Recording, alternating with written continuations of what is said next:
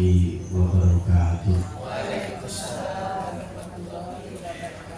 Alhamdulillah, alhamdulillahilladzi anzala as-sakinata fi qulubil mu'minin liyazdadu imanan ma'a imanihim. Asyhadu an la ilaha illallah wahdahu la syarika lah wa asyhadu anna Muhammadan abduhu wa rasuluhu la nabiyya ba'dah. Yang kami hormati Ustaz Rudi selaku Yayasan Dinas Lasih atau Sekar Lasih, yang saya hormati Bapak Ibu jamaah pengajian Ahad Kliwon yang mudah-mudahan dirahmati Allah Subhanahu wa taala. Amin.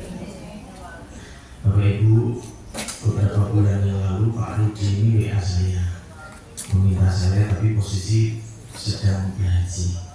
Kemudian kali kedua menanyakan lagi dan pas saya bisa, alhamdulillah jadi bisa sowan silaturahmi, menyambung silaturahmi persaudaraan yang dulu sudah terjalin antara almarhum ayah saya dengan almarhum Bapak siapa? Mufti Nabi Yazid. Allahumma ighfir lahuma warhamhuma wa'afihima wa'fu anhuma. Bapak Ibu sekalian yang berbahagia, jadi tadi mungkin Pak Agung yang belum disampaikan adalah pekerjaan saya sehari-hari ya. Jadi Bapak Ibu Bapak penasaran apa pekerjaannya gitu ya. Ya, saya tugas utamanya mengajar ya, di UIN Sunan Kalijaga. Ya, dosen Bu ya. Tapi yang diajar bukan pelajaran agama. Ya. Jadi sengaja kalau Ibu dosen UIN tapi kalau ngajar program studi matematika. Nah, Fakultas Sains dan Teknologi. Ini kok mulai ngasih ya, ini bekal yang sudah ditanamkan oleh orang tua saya melalui pondok pesantren Muhammadiyah Muhammadiyah Jakarta. Jadi bapak itu berpesan begini yang mau, gue sesuk arep kuliah yang diwae oleh ning SMP SMA kudu mondok. Itu pesan bapak kepada saya. Waktu itu saya lulus SD dari SD Muhammadiyah Somanandi. Alhamdulillah Somanandi. Nih, kalau alumni itu, nih, niku angkatannya pengawas. Saya lulus tahun berapa ya? 90 ya berarti ya? Atau 94 ya? 94. Nah, jadi lulus orang itu sebenarnya punya waktu itu nanya lumayan lah, masuk kalau SMP 5 itu masuk, SMP 1 masuk. Nah, masuk. Cuma tadi bapak itu mensyaratkan mulai butuh mondok. Akhirnya saya mondok. Waktu itu diberi pilihan oleh bapak di daerah kesana kemari, konvotor, peruki, asalan, kemarin yang milih si cedak dewe. Ini kemarin ini 6 tahun. Disitulah bekal yang diharapkan bapak itu bisa ditanamkan ke anak-anaknya. Nah setelah itu baru bebas. Akhirnya kalau milih S tunggal itu tentang UNY. Matematika, FMIPA, UNY. Rencana pun Mas Kurniawan, tadi pun Pak Agung. Kemudian lanjut S2 di Jerman, di kota Angel menyebut itu Technische Universität Chemnitz. Itu tidak menurut Angel. Ambil matematika juga. Ya, kebetulan kakaknya Pak Rudi ini juga malah domisili di Hamburg ya.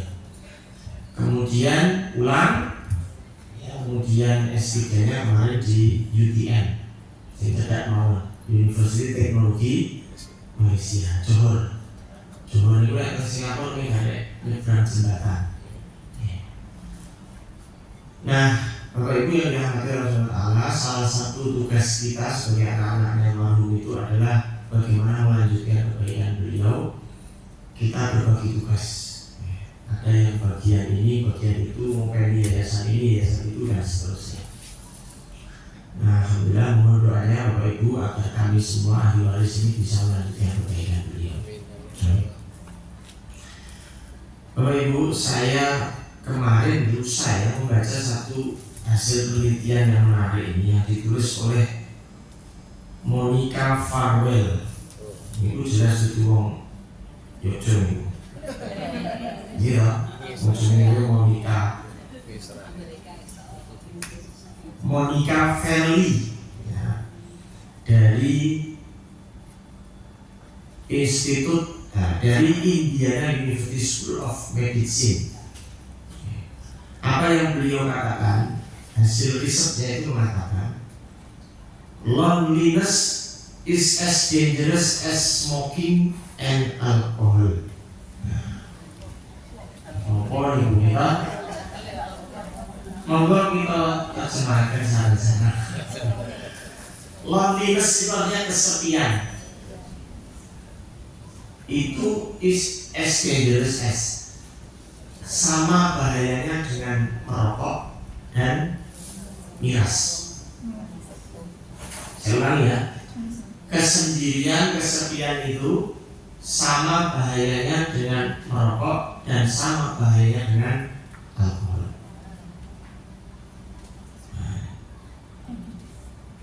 Jadi kenapa bisa dikatakan demikian? Karena melihat dampak terhadap kematiannya. Jadi sama-sama mematikan. Kalau minuman keras mematikan, oke, kita sudah sepakat.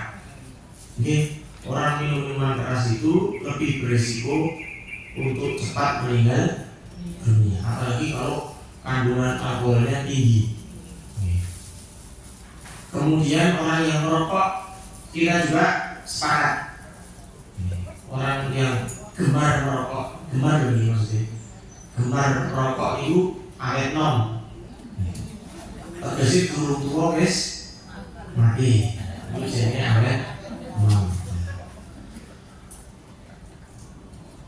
Tetapi bagaimana dengan yang namanya kesendirian, kesepian? Nah ini menarik. Kenapa kemudian sama banyak? Karena ternyata kesendirian itu bisa memicu anxiety itu kecemasan, stres. Kalau saya bilang stres itu, ampun langsung analoginya Gracia, betul? Stres itu, jadi kepikiran sandal hilang itu ya, stres waktu. Sandal putih hilang ya, yang ngejit ya. Kemudian kita kepikiran, itu sudah stres. Panik itu ya bagian dari stres. Tetapi Bapak Ibu, mari sama-sama kita pahami yang dimaksud kesendirian di sini bukan berarti sendiri secara fisik ya. Ada orang yang hidupnya sendiri tapi dia bahagia. Ada yang begitu. Tapi ada orang yang hidupnya sendiri tapi merasa kesepian. Nah, si bahaya itu saya budi. Saya kesepian dulu. Jadi loneliness yang dimaksud bukan sendiri secara pribadi jumlahnya satu orang, tetapi lebih ke suasana hatinya. Dia, karena ada orang yang dia dalam keramaian tapi merasa kesepian. Benar? Itu sama juga bahayanya dengan orang yang kesepian tadi. Nah, Masya Allah, Bapak Ibu yang dirahmati Allah SWT, dalam studi itu dikatakan risiko kematiannya lebih tinggi orang-orang yang kesepian dibanding yang tidak kesepian. Nah, alhamdulillah kita hidup di Indonesia itu negara yang menjunjung tinggi kebersamaan. Gitu. Kita punya yang namanya mekanisme RT, rukun tetangga. Dulu oleh RW, rukun dulu oleh duko. Itu kan lapisan-lapisan sosial yang membuat orang itu artinya ada ikatan kebersamaan. Ada lagi majelis taklim. Dengan ini Pak Boten minta lagi ya, yang pengalaman. Nah, orang bilang bu, tapi orang sing diko, orang sing bilang bangsal. Bapak-bapak ini ya, ada di pengajian-pengajian yang lain, di masjid, di kampung, ibu-ibu tambah boleh nonton dasa, Wisma, pokoknya intinya Indonesia itu negara yang sangat menjunjung komunal, kebersamaan orang banyak. Nah itu sesungguhnya Bapak Ibu, kehadiran kita di dalam komunitas-komunitas itu bisa menghindarkan kita dari yang namanya kesedihan. Jadi ini cocok kalau di negara-negara maju, di mana mereka cenderung hidupnya individualis. Uripe dhewe, kalau kandhane iki blas ora mboten kenal. Nggih, saestu.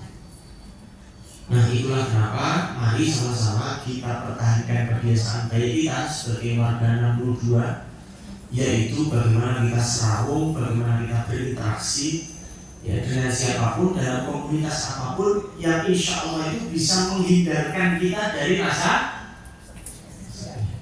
Jadi walaupun menurut saya ibu-ibu nanti sudah tinggal di rumah itu sendiri hanya dengan bapak omah gede ngono, tapi tetap merasa tidak kesepian karena apa, punya komunitas seperti ini.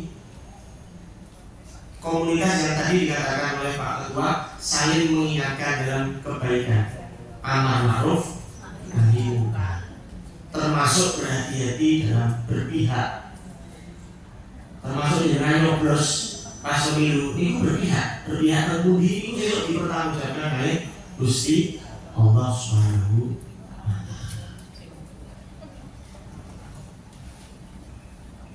Nah itu sebagai pengantar sekaligus penyemangat agar kita ini tetap bersemangat di dalam menghidupkan majelis-majelis ilmu, majelis-majelis kemasyarakatan yang itu tujuannya untuk menghalau dari yang namanya rasa kesepian. Karena rasa kesepian itu punya resiko kematian yang sama dengan orang yang merokok dan dengan orang yang minum minuman keras, alkohol. Jadi bedanya bukan keras ya, bedanya di cair, tapi kok ini jadi minuman keras. Kalau jadi minuman keras itu satu, ya, keras. Bapak Ibu yang dirahmati oleh Allah SWT, saat ini berikut Nabi kita Nabi Muhammad SAW itu pernah menyampaikan satu statement yang menarik. Kata beliau, ad-dinun nasihat. Agama itu isinya nasihat. Kemudian ditanya oleh sahabat Liman, kemudian dijawab oleh Rasulullah Sallallahu Alaihi Wasallam, qala lillah wa li kitabihi wa li rasulihi wa li a'immatil muslimin wa 'ammatihim. Rawahu Muslim. Jadi agama itu nasihat. Kemudian ditanya oleh sahabat Liman. Nah, li di sini Bapak Ibu kalau dalam bahasa Arab itu kan huruf jar. Nah, li di situ itu bukan berarti untuk.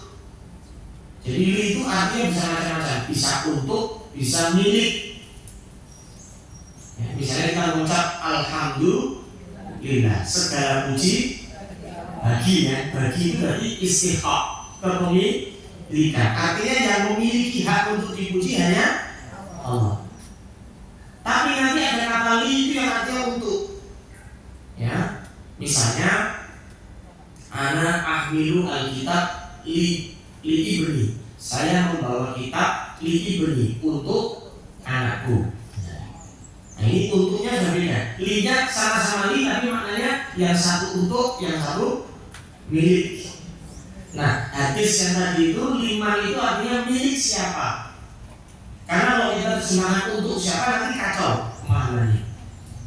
Kok kacau dari itu? Baru itu dijawab oleh Rasulullah, lillah, nasihat itu untuk Allah. Nah sendiri terjemahkan untuk Allah. Loh kok Allah kok di nasihati? Wali rasulihi dan rasulnya. Loh Rasul kok dinasihati itu baru. Jadi nasihat itu milik Allah. Artinya Allah punya kuasa untuk memberikan nasihat. Wali kitabi Al-Quran. Al-Quran itu juga berisi nasihat. Wali rasulihi, Rasul itu juga tugasnya memberi nasihat. wali a'immatil muslimin, nasihat itu juga bagi para pemimpin Islam. Para pemimpin Islam ini juga memberikan nasihat wali jami'il muslimin dan untuk seluruh umat Islam. Kita sebagai umat Islam juga memiliki nasihat, memberikan nasihat kepada orang lain. Nah, dari sekian banyak nasihat yang diberikan oleh Rasulullah Shallallahu Alaihi Wasallam, ada dua mutiara nasihat yang akan kita bahas pada pagi hari ini. Dua mutiara nasihat ini Rasulullah sampaikan kepada sahabat muda Rasulullah yang bernama Abdullah bin Sahal. Silakan Bu. Silakan Pak. Abdullah bin Sahal. Jadi beliau dengan Nabi Muhammad dengan Abdullah bin Sahal ini punya usia jenjang agak jauh. Ya, waktu itu Nabi sudah diangkat sebagai Rasul, Abdullah bin Sahal masih muda.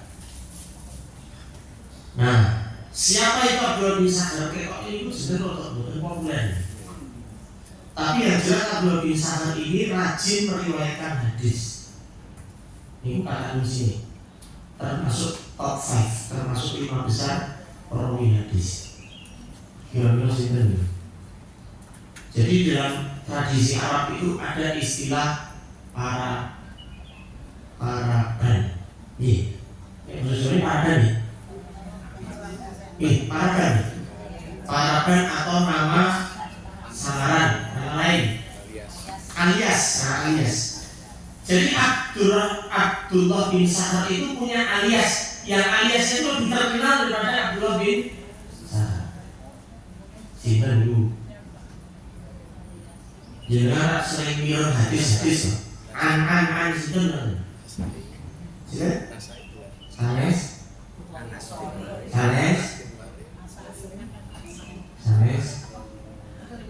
Beliau ini suka terhadap hewan tertentu. Nah, maksudnya itu masuk. Oh, menjawab Abu Hurairah.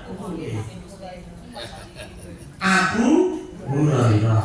Nah, lu kenal di Abu Hurairah oleh Abdullah bin Sahal. Kalian ngomongnya kok. Nah, jadi apa yang dikatakan Nabi Muhammad kepada Abu Hurairah? Kenapa disebut Abu Hurairah? Karena suka kucing. Nah, ini.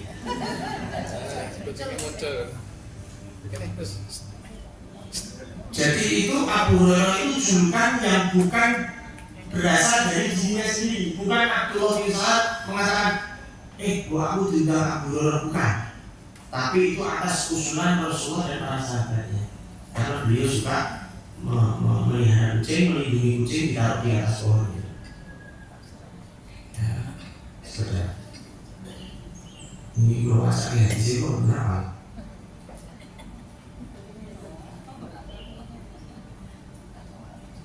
Ini. Wa fi riwayatin an Abi Hurairah, dan dalam sebuah riwayat Abu Hurairah. Jadi yang meriwayatkan dirinya sendiri. Karena Abu Hurairah nantinya akan mendapatkan nasihat. Qala Rasulullah sallallahu alaihi wasallam. Nabi kita Nabi Muhammad sallallahu alaihi wasallam bersabda, "Ya Aba Hurairah, wahai Abu Hurairah." Jadi disapa. Kun wari'an, jadilah engkau hamba Allah yang memiliki karakter warok.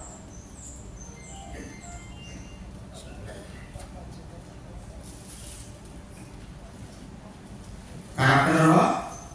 Warok. Takun abadan nas, niscaya engkau akan menjadi ahli ibadah. Wa kun qani'an, dan yang kedua, jadilah engkau hamba Allah yang punya karakter qanaah. Takun asykarun nas, niscaya engkau akan menjadi hamba Allah yang paling bersyukur.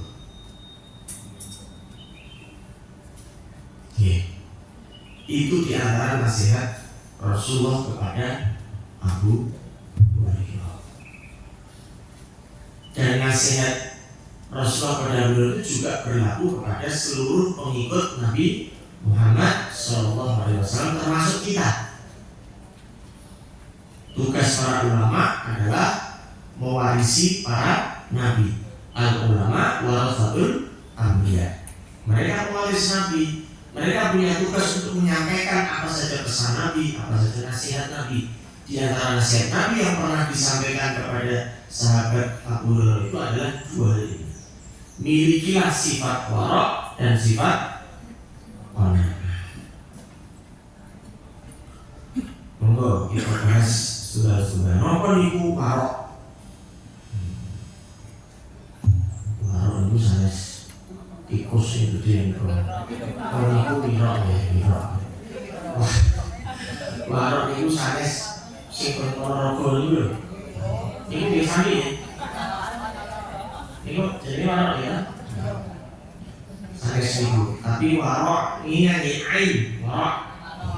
Wara'.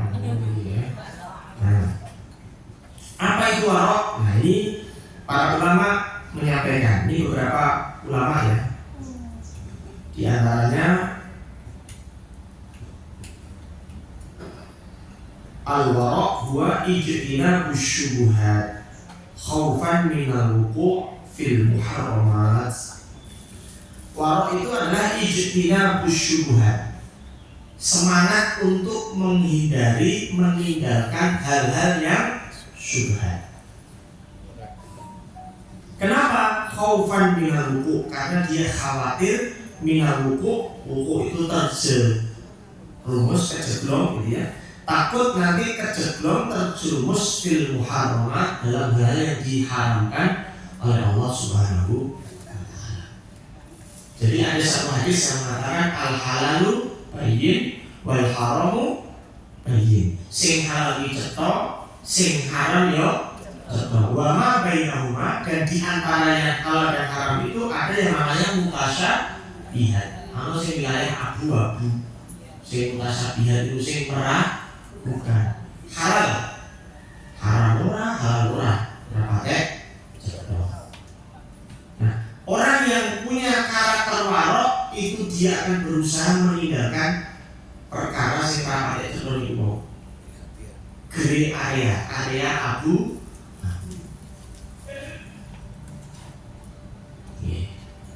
Niki lo cerita lo ben cetok iki jelas. Ketika tahun 2000 berapa ya? 2006 ya, 2006 sampai 2009. Pas mulai sekolah di Jerman itu, di sana itu ayam itik itu harganya lebih mahal daripada lebih murah daripada tempe. Dikata sebenarnya Bu? Dikata sebenarnya Pak? Jadi tempe itu sak papak ya, itu 3 euro, 30.000 sak papak ya. Tapi ini 6.000, tapi kok 30.000 malah masih gak saya ya. Ayam utuh tanpa kepala. Soalnya kepala itu dikonsumsi tanpa dibuang. Yang terdiri di rumah ya, di barang ya. Nah, ayam utuh itu hanya sekitar 1,5 euro. Jadi sekitar 20.000. Jadi tempe 30.000 nih, ayam ini 30.000. Ini ngangge ning ya. Ayam ini bukan pakai cetok. Ini dibelah apa? Nah, itu masalah. Dan terus ini pun, nah waktu itu pulau asal kabar. Ini pulau asal kabar. Artinya saya belum mengkonfirmasi juga. Dapat kabar katanya ayam-ayam itu diburu dengan cara disetrum. Jadi ayam sewu ke pabrik itu ditobel, mati. Ini gantinya sih kan? Mendengar itu saya langsung ragu terus bahaya pakai cetok, pakai yakin, akhirnya mencari alternatif. Ini betul-betul ibu kok butuh protein, pulang itu ya. Patos alternatif, ternyata ada ayam halal yang dijual di toko-toko Turki. Ini regane 4 euro. Jadi ini saya katakan kodok barangnya kodok. Ini halal di sebelah. Nonton labelipun halal, mantap nih loh. Ini 4 euro. Tapi demi warung tadi, demi meninggalkan yang syubhat, sing rapat itu bayar dulu larang nih, ayam. Nah, betul. Saya yakin Bapak Ibu dalam hidup ini menjumpai peristiwa-peristiwa seperti itu. Iki murah banget. Ini orang pakai contoh halal murah. Iki larang, ini halal. Ini loh, kita itu kadang dihadapkan seperti itu. Keimanan kita diuji. Apalagi waktu itu saya posisi mahasiswa ya, jadi mahasiswa biasanya boleh sih kurang beasiswa ini terbatas, gitu. Kalau kita mengikuti hawa nafsu, ya bila saya kurang di sisi setengah euro untuk pilih euro, tuh pilih euro itu sisi jadi putih halal itu wow, mungkin barang itu. Tapi karena kita ingat takut kepada Allah, takut terjerumus pada yang haram tadi, akhirnya kita beli yang lebih mahal tapi mana? Kemudian ada ulama yang lain memahami warok dalam bahasa yang berbeda. Ibnu Qayyim al-Jauzi beliau mengatakan, waqad jama'an Nabi sallallahu alaihi wasallam al-waraq, dan sungguh Nabi itu sudah mengumpulkan, mengkompilasi definisi warok kulluhu fi kalimatin wahidah, di dalam satu kalimat. Apa kata Ibnu Qayyim? Apa definisi warok menurut Rasulullah, menurut pemahaman Ibnu Qayyim? Min husni islamil mar'i tarkuhu ma la ya'ni. Salah satu tanda kualitas keberagamaan seseorang itu ditandai kemampuannya untuk meninggalkan hal-hal yang tidak ada manfaatnya, meninggalkan yang sia-sia. Itu warok. Jadi warok itu menurut Ibnu Qayyim berdasarkan penuturan Rasulullah adalah berjuang meninggalkan hal-hal yang sia-sia. Ini bukan gampang. Ini sing jenenge scrolling, rusak HP itu. Ini lagi pemenake. Makanya ada TikTok, IG, ini bukan proses setengah jam. Kira-kira 1 jam. Kira-kira ini termasuk manfaat atau sia-sia? Kalau kita bisa menghindari itu, berarti kita punya karakter. Nek HP ini isinya ini ono medsos, orang Quran, orang hadis, jadi belum tahu itu. Karena dia belum bisa menggunakan atau memanfaatkan teknologi itu untuk meraih pahala dari Allah Subhanahu. Jadi mulai ini diarani setan GP harus. Ini harus betul. Ini bisa memberi manfaat sekaligus bisa memberi mudarat. Saat ini kalau ngasih kan ini pun cocok. Rian, jadi amanah itu kasih dikadang dengan kitab, ulang dikadang bahwa kitab besar gitu ya, buat gitu. Saat ini apa yang terjadi? Tafsir yang terliti, syarah yang terliti. Ini saya juga mau coba ya syarah terliti.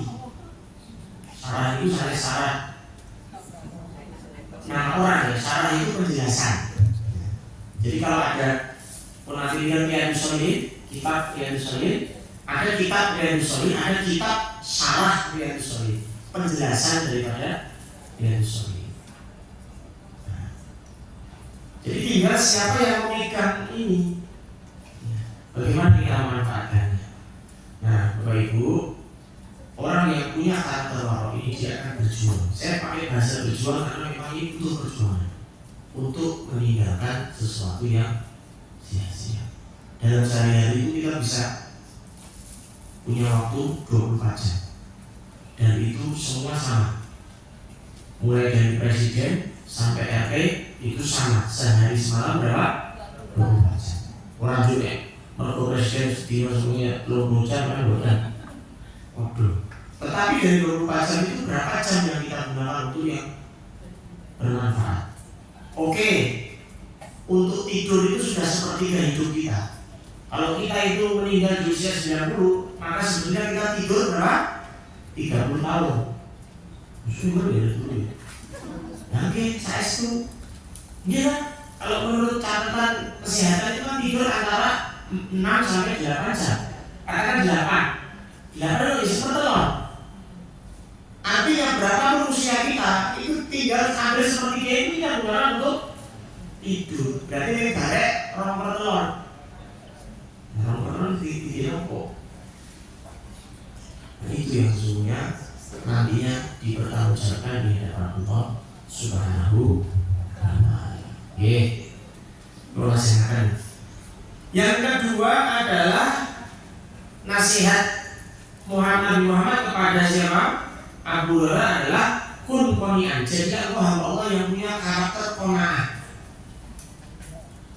Qanaah itu adalah merasa ridho atas pemberian Allah Subhanahu wa Ta'ala. Merasa rela atas pemberian Allah. Kalau orang Jawa itu ngerti apa Bu? Nerimo itu filosofinya dalam sekali. Filosofinya dalam sekali. Bagaimana hidup ini merasa cukup atas pemberian Allah, tidak merasa kurang. Karena manusia itu punya kecenderungan untuk bersewu serakah. Serakah itu jujur apa ya? Tamak ya bisa ya. Nah, sarak. Manusia itu ada kecenderungan tamak. Dan kecenderungan manusia itu tamak itu sudah diinformasikan oleh Rasulullah jauh-jauh hari. Berapa belas abad yang lalu. Ini ada hadis ini. Hadis yang menjelaskan bagaimana tamaknya manusia. Belum itu kenapa? Itu masuk. Nah, terjemahan awal. Kata Nabi begini, tidaklah 2 ekor serigala, aku dipisah ya, serigala. Nah, dipisah ke serigala kemudian. Tidaklah 2 ekor serigala yang lapar, ya, dikirimkan ke tempat kambing. Jadi dikirimkan ke kumpulan kambing itu lebih berbahaya daripada tamaknya manusia akan harta dan kemegahan.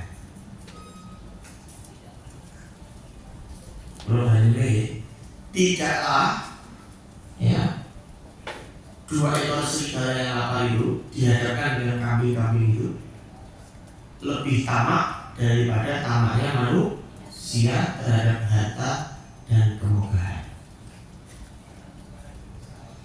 Ini yang benar jadi contoh atau apa contoh? Ya contoh. Katakan ada 2 ekor serigala, posisi sedang lapar. Ini paling. Terus tadi wonten wedhus cempe, jumlahnya 8. Pinten? 8.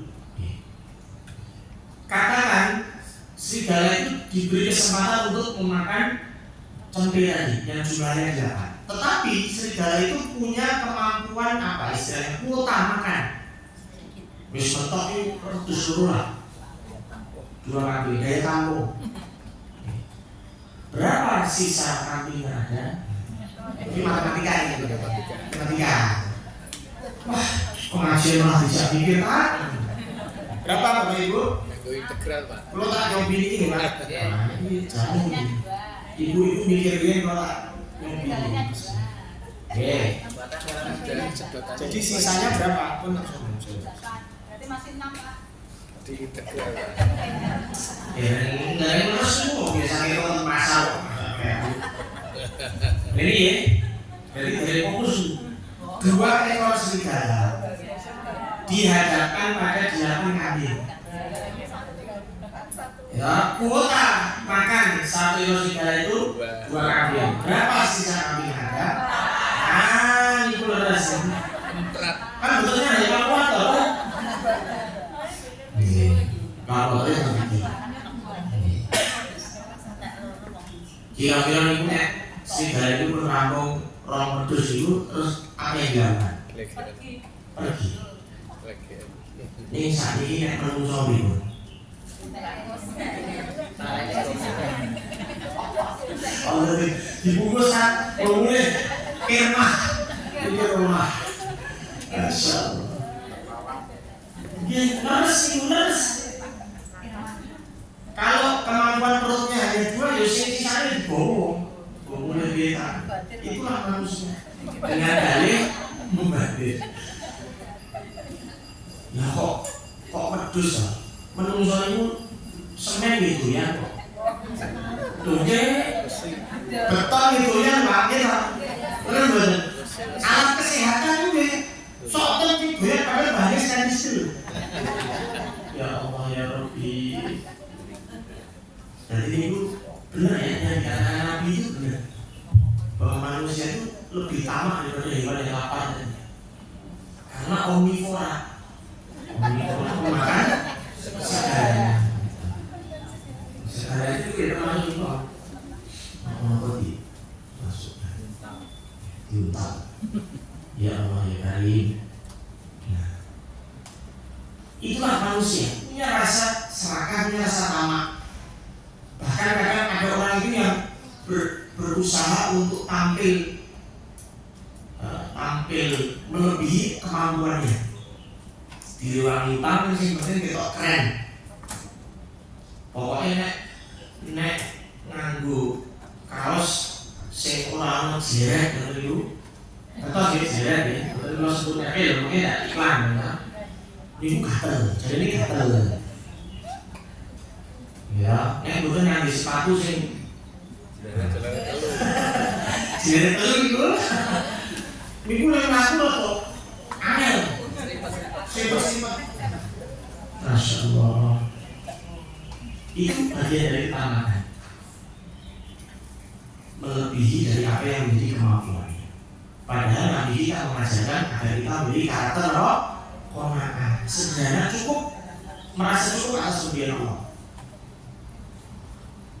Jadi ibaratnya begini Bapak Ibu, kita ini diciptakan Allah memiliki hawa nafsu, terus ya.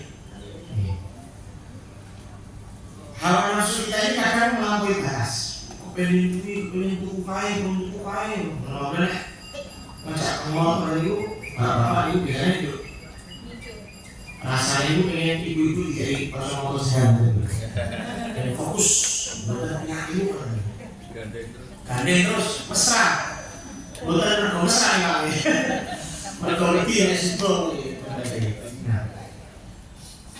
Jadi ada perasaan seperti itu, ada rasa untuk punya hawa nafsu seperti itu. Maka hawa nafsu itu harus dikontrol. Hawa nafsu itu ibarat gas pada mobil, pedal gas. Nah, qanaah itu apa? Remnya. Nah, ini pak mobil itu kalau digas, kalau direm, digas terus, enak ya. Anda dulu ini tadi pun nabrak, ini mergo sing nyumpeni panganan, panik, malah digas terus nabrak yang betul itu. Pulang dari CCTV, ya Allah, itu nabrak motor. Tak pikir yang dia dinyerang betul, malah panik, digas terus nabrak yang. Biasanya itu ya. Oh, jenenge panik itu. Arep kita rem malah tidak gas, itu loh. Bapak Ibu yang dirahmati Allah SWT, sehingga penting dari punya rem ini yang namanya qanaah. Jadi qanaah ini bukan berarti membuat kita harus hidup miskin, bukan, tidak ada hubungannya. Qanaah tidak ada hubungannya dengan semangat kita menjadi kaya atau miskin, tidak ada. Tapi qanaah ini lebih kepada suasana hati. Orang yang sudah mampu itu bisa juga tak qanaah, bisa, karena dia masih merasa kurang. Tapi orang yang mungkin dianggap pas-pasan bisa jadi qanaah karena dia merasa sudah cukup. Jadi qanaah ini kepada suasana hati. Rasulullah itu kan bukan orang yang miskin. Setuju ya, Rasulullah itu bukan miskin? Ya, maharnya Rasulullah kepada Siti Khadijah, tolong dihilangkan Sitinya. Namanya Khadijah. Ini ngomong Indonesia itu sok kreatif. Kakek-kakek dia Siti. Aisyah, Siti Aisyah. Khadijah, Siti Khadijah. Padahal itu bukan Siti. Mahar yang beliau Rasulullah pada Khadijah itu berapa? Ada yang tahu? 400 onta. Ada banyak riwayat, tapi riwayat yang paling sedikit, saya ambil riwayat yang paling sedikit 20 onta. Onta betina gitu. Jadi harganya lebih mahal. Itu kalau satu onta harganya 25 juta, berarti berapa? Setengah M. Iya, terus setengah M atau 500 juta. Itu mahal Rasulullah. Ditambah beberapa koin emas, ya. Baru mahar untanya itu sudah 500 juta. Tetapi beliau qanaah gitu. Saya ingin menyampaikan kepada Bapak Ibu semua bahwa ini lebih kepada suasana hati. Bukan berarti qanaah itu kemudian kita tidak berusaha untuk menjadi mampu, bukan. Tetap kita berusaha untuk bisa mampu dan lebih mampu sehingga kita bisa bersedekah juga dan seterusnya. Tetapi merasa cukupnya tadi. Jadi tidak ada yang menyaksikan Rasulullah itu kaya, tetapi qanaah. Tidak ada yang menyaksikan Abdurrahman bin Auf itu kaya, tapi beliau ini qanaah. Oke. Baik saya yang dirahmati oleh Allah Subhanahu wa Ta'ala. Nah, qanaah ini, Bapak Ibu, itu tidak akan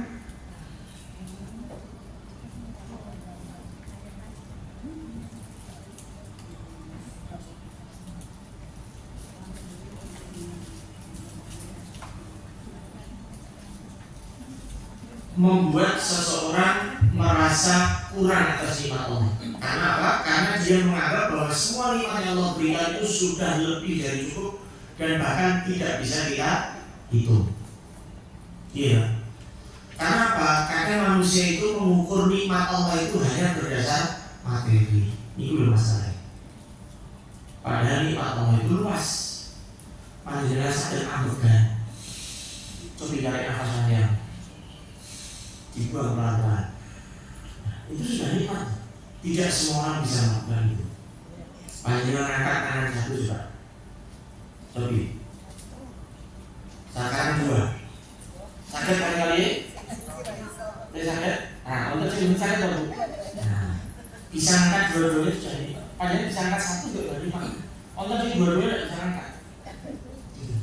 Itu juga nikmat yang kadang tidak dianggap sebagai nikmat. Sehingga orang yang qanaah itu sudah seharusnya dia mengukur atau mendefinisikan nikmat itu dalam segala dimensi kehidupannya, bukan hanya sekedar materi.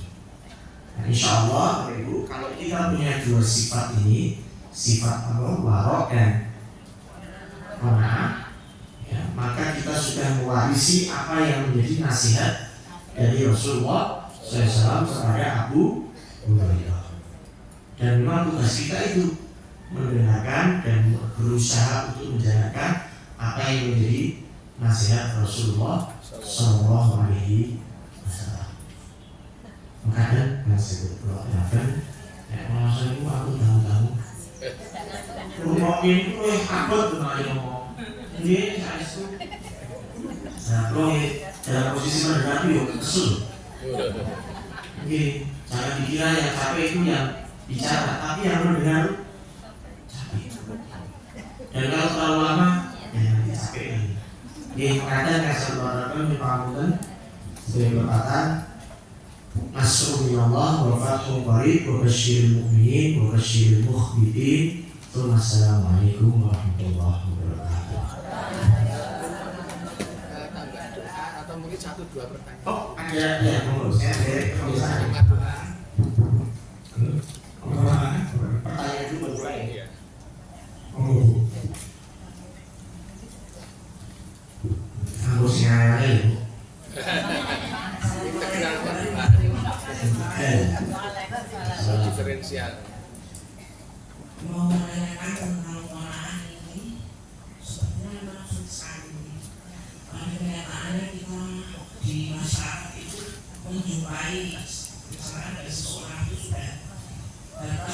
berlimpah. berlimpah. Tapi penyelesaian tadi seperti yang disampaikan, misalkan masih kemah tadi itu.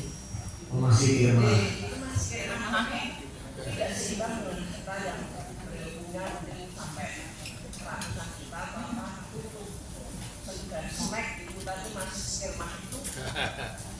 Untuk itu makanya sebagai kami ini untuk supaya muncul sikap ponakan dan apa yang harus dilakukan untuk mengasah ini. Assalamualaikum warahmatullahi wabarakatuh.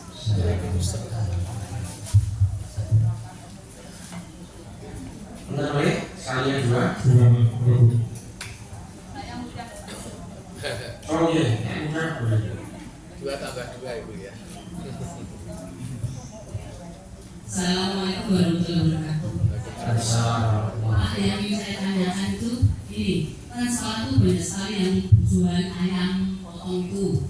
Nah itu kemudian dijual juga murah. Nah yang saya tanyakan apakah mungkin ayam sebenarnya itu kita membacanya kita potongnya dengan bacaan basmalah. Nah terus itu kita bagaimana, apakah kita ya membeli apa kita potong sendiri atau gimana Pak? Itu saja. Assalamualaikum warahmatullahi wabarakatuh. Oke, bagus pertanyaannya. Yang pertama terkait dengan qanaah. Jadi bagaimana kita mengasah diri kita agar punya karakter qanaah. Ya, yang pertama beberapa yang saya katakan adalah melihat orang yang nasibnya kebetulan di bawah kita, yang tidak lebih beruntung daripada kita. Itu bisa memacu kita agar lebih bersyukur, lebih menerima. Kadang kita mendapati ada hamba-hamba Allah itu yang sebulan itu gajinya hanya 800.000, 700.000, bahkan hanya 500.000, tapi hidupnya nikmat sekali. Ya. Nah, kalau kita bisa melihat orang-orang yang seperti itu dan kita posisi di atasnya mereka, maka itu bisa mengasah empati kita. Itu yang pertama. Kemudian yang kedua, berusaha untuk meningkatkan keimanan dan ketakwaan kita kepada Allah. Karena apa? Karena keimanan itu berkaitan dengan keyakinan kita bahwa Allah adalah Ar-Razzaq. Allah adalah Zat yang Maha memberi rezeki. Jadi saya kurang sepakat itu kalau ada penjual yang dilarisi terus kemudian mengucapkan matur nuwun nggih, aku wis direzekeni. Nah, ini hati-hati, ini kurang tepat. Aku wis direzekeni. Wah, aku direzekeni. Nah, itu menurut saya ya, itu kurang tepat.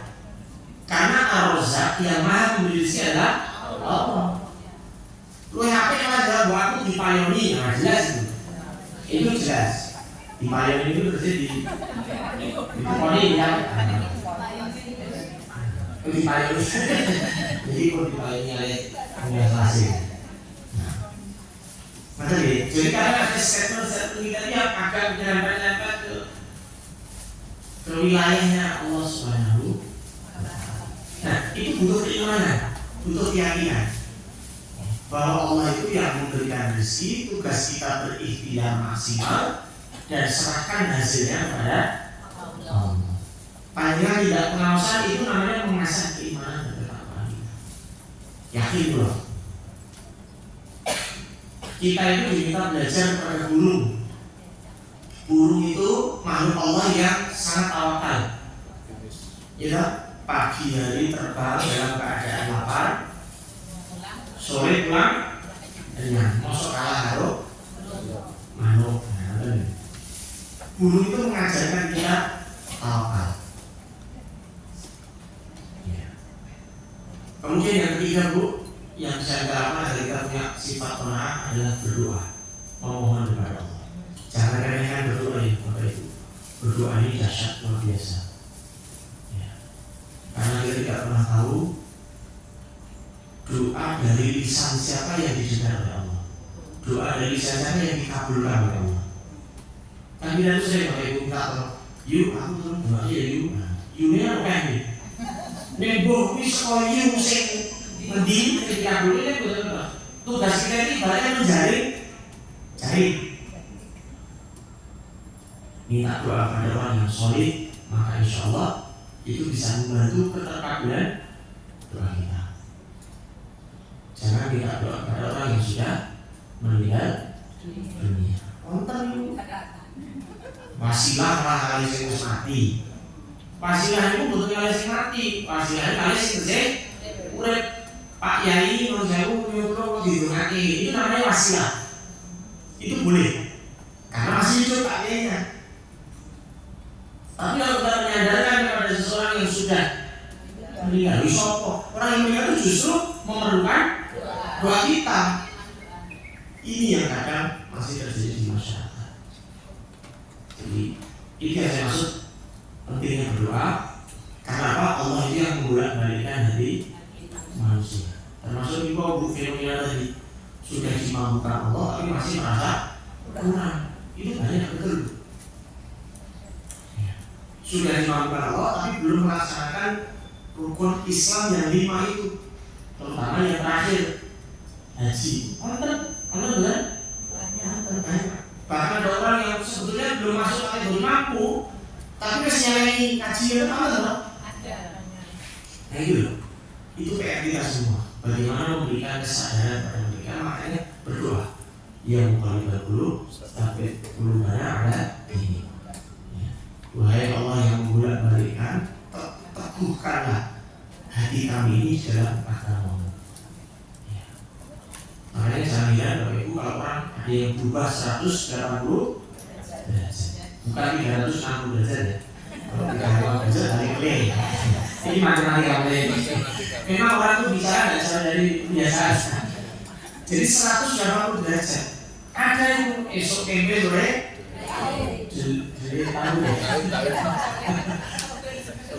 Terus. Ada wong sing ngono jahat banget jadi ada.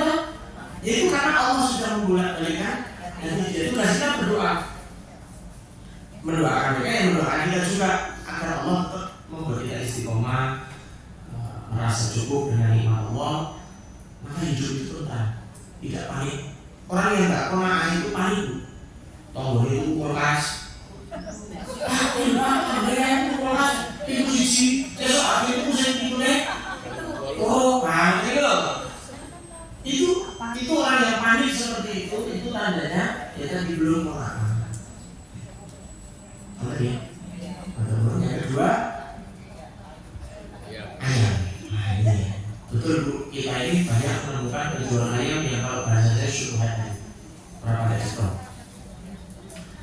Solusinya bagaimana? Kalau saya solusinya ya memastikan penjualnya, track record penjualnya. Kalau panjenengan kenal dengan penjualnya, bukan betul jemaah masjid tadi, itu saya cenderung memilih seperti itu. Jadi intinya selektif, lihat profil penjualnya. Kalau penjualnya itu orang yang jelas solid, kita sudah tahu informasi dari orang lain dan itu benar, bismillah kita pilih barang mereka. Gimana? Nah, nama barokah ya. Kembali itu kata warung makan halal. Ini judulnya gitu ayam, tapi gitu babi. Ini wajahnya kodok. Nah, ini berikut. Jadi masyarakat itu kadang ada yang belum paham, dikiranya barang hal itu sederhana gitu. Babi goreng babi, terus goreng ayam goreng kan itu loh. Nah, itu loh. Minyaknya kodok.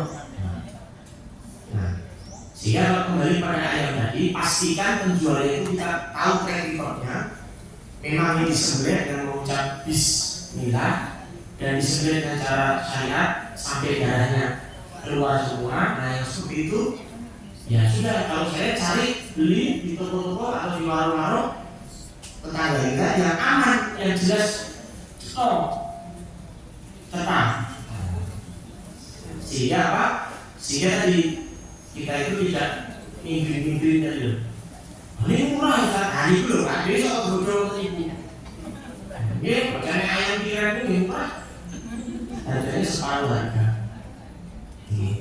Pokoknya serba curiga kalau dengan harga yang murah tidak masuk akal ini ampun langsung kita terus perlu dicek dicek soalnya yonten memang potongan harga betul yonten sing jujur memang itu ayamnya bagus dan kebetulan sedang promo waktu itu dia promo itu dia maka dia berdoa mari kita sama-sama sempurnakan pengajian kita hari ini dengan sama berdoa pada Allah mudah-mudahan Allah mengaruniakan kesehatan untuk kita mengaruniakan keimanan dan petunjuk yang untuk kita semua sehingga kita bisa istiqomah menjalankan ajarannya. Amin. A'udzubillahi minasyaitonir rajim. Bismillahirrahmanirrahim. Hamdan syakirin, hamdan ma'in, hamdan yuwaffi wa yukafi mazidah. Ya Rabbana lakal hamdu kama yanbaghi li jalali wajhika wa 'azimi sultanik. Rabbana zalamna anfusana wa in lam taghfir lana wa tarhamna lanakunanna minal khasirin. Allahumma inna nas'aluka bi anna nashhadu annaka antallah la ilaha illa anta al-ahad as-samad alladzi lam yalid wa lam yulad wa lam yakul lahu kufuwan ahad. Allahumma inna 'ala dzikrika wa syukrika wa husni ibadatik. Allahumma inna nas'aluka al-huda wa at-tuqa wal 'afafa wal ghina. Rabbi habli bis shalihin, Rabbi habli min ladunka dzurriyyatan thayyibah. Rabbi ja'alni muqimas shalah wa min dzurriyyati. Rabbana hab lana min azwajina wa dzurriyyatina qurrata a'yun waj'alna lil muttaqina imama. Allahumma aslih lana dinana allati huwa ismatu amrina wa aslih lana dunyana allati fiha ma'ashuna wa aslih lana akhiratana allati ilaiha ma'aduna waj'al al-hayata ziyadatan lana fi kulli khair waj'al al-mauta rahatan lana min kulli syarr. Allahumma hawwin 'alaina fi sakaratil maut wa najjina minan nar wa 'afwa 'inda hisab. Rabbana atina min ladunka rahmah wa hayyi lana min amrina rasyada. Allahumma shfi maradana, Allahumma shfi maradana anta syafi la shifaa illa shifaa'uk shifaa'an la yughadiru saqama. Allahumma 'afina fi badanina, Allahumma 'afina fi sa'ina, Allahumma 'afina fi basarina. Allahumma la sahla illa ma ja'altahu sahla wa anta taj'alul husna idza syi'ta sahla. Rabbana atina fid dunya hasanah wa fil akhirati hasanah wa qina adzaban nar. Subhana rabbika rabbil 'izzati 'amma yasifun wa salamun 'alal mursalin walhamdulillahi rabbil alamin. Assalamualaikum warahmatullahi wabarakatuh.